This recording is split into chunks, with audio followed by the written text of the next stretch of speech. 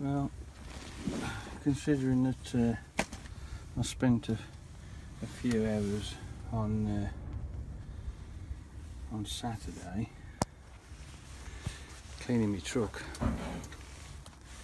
it's not too bad, I suppose. You know what I mean?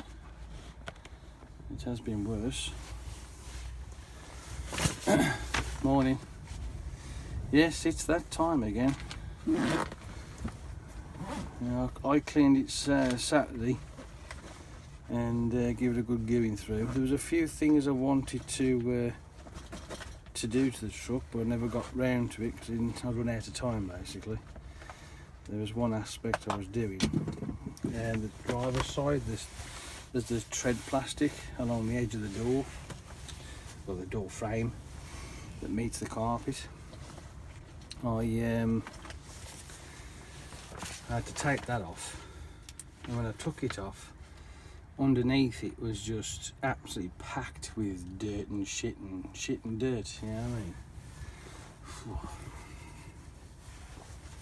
So I got rid of all that and hoovered that all out, and then putting the fucker back together, well, just putting it back on, you know what I mean? Because I'd cable tied all the pipes together and the cables just to try and tidy it up a bit. For some unknown reason, it wouldn't sit down flat. It's pretty much because of the way it's set up. You wouldn't accept it as a bunch. It had to be lined it like that. So I've had to jiggery pokey with it a bit, and it took a while. Then I couldn't find one of the fucking screws. Turned out that was in the Uber, even though I'd already emptied the Uber. Looking for the fucking thing. So on the second try, looking at the Uber, there it was trapped in the cylinder inside where there's this like filter funnel thing. So I rescued that, put it all back together again, and hey presto, it was okay. I've come to this morning, there's a couple of bits of food debris, which is, you can't really moan about that. At least there's no fucking boot marks all over the place. Still smells rather fresh, so there is that. I did douse the what's it? Come on. I thought I'd just change it. Fucking. There we go. I doused it in Febreze, as I do when I finish. But it's. I look at it like this. When I climb into this thing, right, and I'm not climbing into one that's full of dirt, which they can be. The steering wheel's as black as shit, and it stinks to high heaven, right? You just don't want to be here, you know what I mean? So, because this truck, we've been through some times, we have, this truck and I. Yes, from ruptured air water lines on the air radiator, burst radiator, gearbox problems, ball joint, wheel bearing, you know, there's all sorts of and cracked head as well. Yeah, I mean, we've been through some fucking trials, we have, you know what I mean? And I can tell you, for instance, for the reason why that happens is because she doesn't like anybody else driving her. That's why. Only likes me driving her because I'm the fucker who looks after it. Which makes sense, really, doesn't it, when you think about it? Does anybody know what the fuck time, what date it is? I can't remember what the date is today. Yeah, so it's the 8th today, isn't it? Okay. I've backtracked. I have got 5, 3, 4 in the back. So if I put this down, I know that I'm not going to be forgetting. And I haven't got to worry about it later. That's the whole idea of it is. Oh, we've got 690, 111. Yesterday, I haven't quite finished this. So I'm just, I don't know why I do these things, but anyhow. Yesterday, I went through my watches as a check, just to see what they're like, see if they're still okay. I've had to change a few batteries. When I say a few, probably be about 15 or so. And then what I've done, I've sort of, the ones that are analog, if you pull the crown out, it stops the fingers from moving on majority of them. If it's a cheap and nasty one, no, it'll still keep ticking. It doesn't turn the watch off completely. The quartz is still pulsing because obviously there's power there, but it's only a signal. Instead of it using the gear train to tick the fingers around, it reduces the loss of life of battery if you're not using them. So I've done that yesterday, as well as, well, so I checked all my Casios. There's about 50 or so of them. I went through one of the drawers, which has got about another 30 or 40 in there, might even have more. They were okay, that was not too bad. Changed a couple of batteries on my talking watches. Checked my other ones, got the other box out, pulled that out, went through that one. There was about 60 or 70 in that one. Yeah, it was a busy afternoon, that was. Yeah, and they're still alive. Yeah, there was a couple that I had to change batteries on them because obviously they'd gone flat, and I've deactivated them to a point. Yeah, different types really. Secondas, Casios, Accurist, Rotary. Yeah, some strange fucking named ones as well, which look really cool, but whether they're any good, worth anything, I don't know. I have no idea. I can't find any information on them, so I'm not sure on that point. But I'm sure at some point or other there may be like a Eureka Man where I do find information on these particular ones, and hopefully they might be worth something. If they're not, I mean, they're just not bothered. I ain't bothered. Dear me. I do it for the fun of it, really.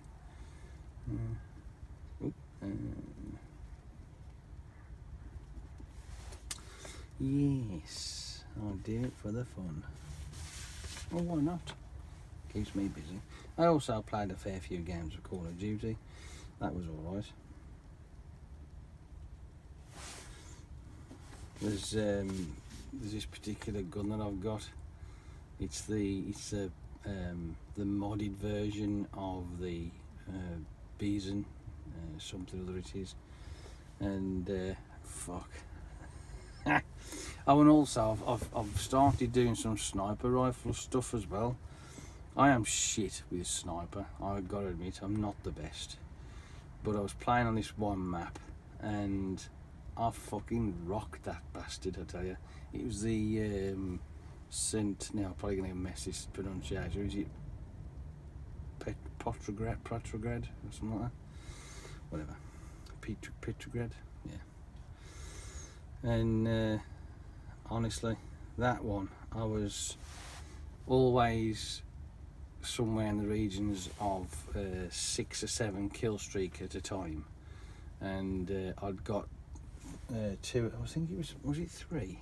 I think it might have been 3 times I'd got the precision airstrike, and it was once I'd got the sentry gun, and I was just fucking absolutely on fire. That one, it was pretty good. I like it when things like that happen, you know what I mean? Yeah, just when you win, it does make it like well worthwhile. I keep doing that. It's like it changes the dynamic of it for me, because I've got such a poor win-loss streak, right? It's always going to be shit, right? No matter what I do. right? I just seem to always be on the losing team. But when even if I lose, the team loses, and I'm still up there on the top three of the team. I see. That to me, that's a win. I don't mind that. That's a win for me. Yeah.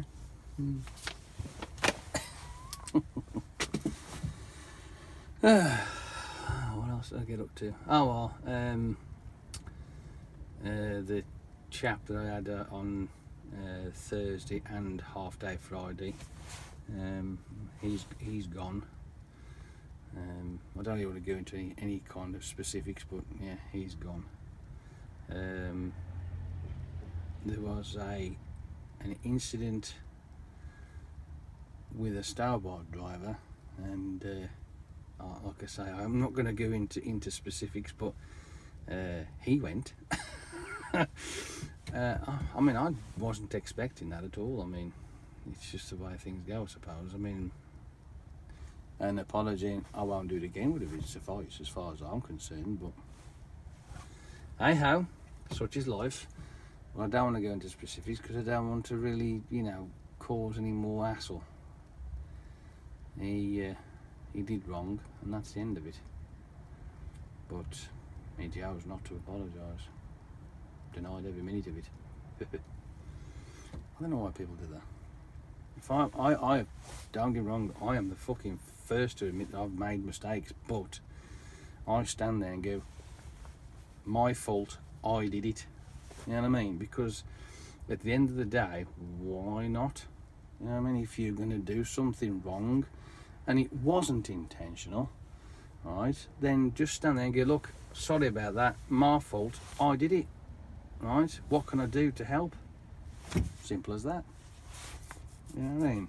Because I know for a fact if it isn't my fault, I'll fucking tell you, I will deny it, and I will fucking be adamant that it's not my fault. But when it is my fault, my fucking hand is straight up, mate. I'm in surrender.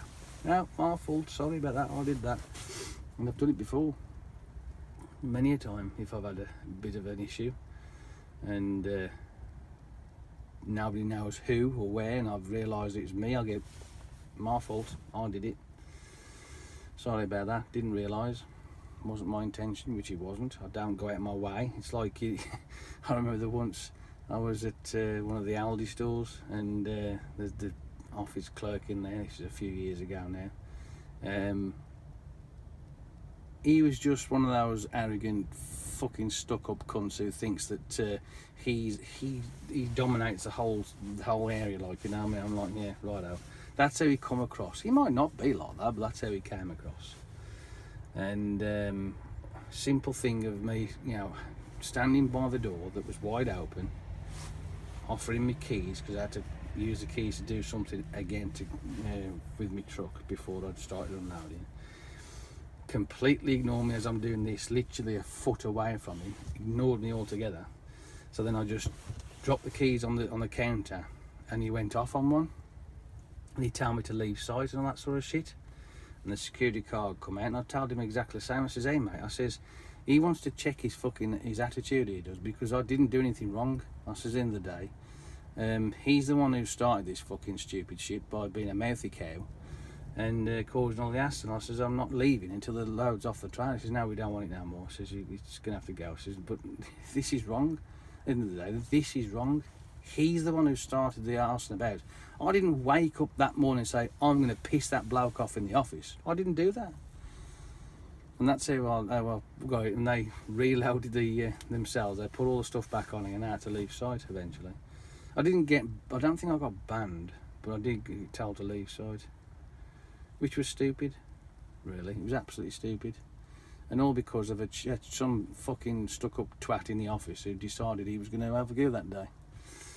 Oh well, but these are the things that, as drivers, we have to put up with, unfortunately. We can't predict what they're going to be like, right?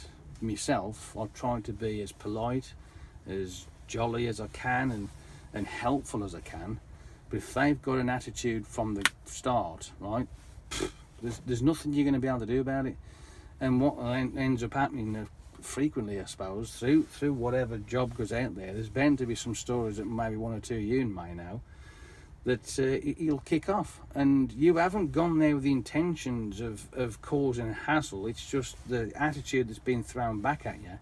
And you can't keep taking that kind of abuse. And unfortunately, have you ever seen the sites where you go in and it's got a fucking piece of paper on the window saying any bad language or blah blah blah towards the office staff, and you will be, there's sites like that. What they don't realise is that we get it just as much, right? We do in certain aspects of the job, and I don't think it's fair, but hey, whatever.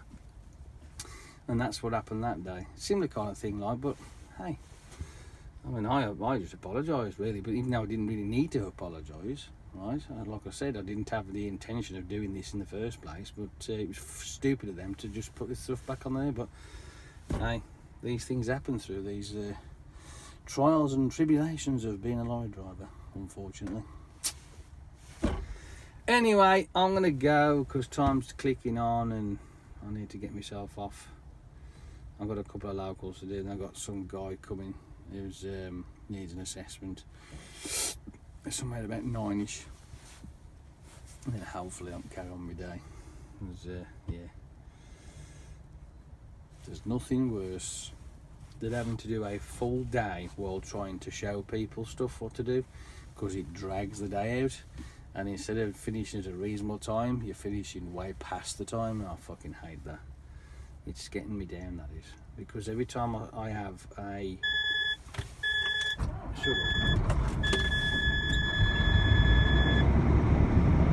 must have an air leak. Every time I have to have a new driver, somebody who's brand new, they've only just passed their test, I've said to them, look, you can't give us a full day's work because they need to learn this and I have to show them. I mean, the jobs that they give us, fine. Not a problem if I'm on my own, I can piss it, it's easy enough because I've done it fucking Christ now there long. But for these people, I'm having to stop, wait, slow down, show them, get it sorted. And it's not fair on me. Because now, and it's not fair on the other chap as well, who's driving the darn thing, because they don't get paid a fat lot when they're with another driver, right? And if, realistically, I mean, I don't even know if that's right. Hey, whatever, it's up to them, that is, I suppose. Well, I don't agree with it, but hey-ho. You can't expect them to do a full day's work on the money they're getting, right? As they call it, training money. I don't think it's fair. No, not at all, not fair at all. When you've done 13 and sometimes it can go up to 14 hours because it's a full day's work for the likes of me or somebody else who's done the job, which is quite, bum, job done. But if it's going to take you 3 times longer per drop, per collection, per drop, the fucking time just evaporates from you. And it's shit. I fucking hate it. Right, now I'm going to go. And I will speak to you a lot later. Yes. It's all good fun, isn't it? Tatty bye. Go on then. See you later. Ta-da. Who'd want to be a fucking lorry driver?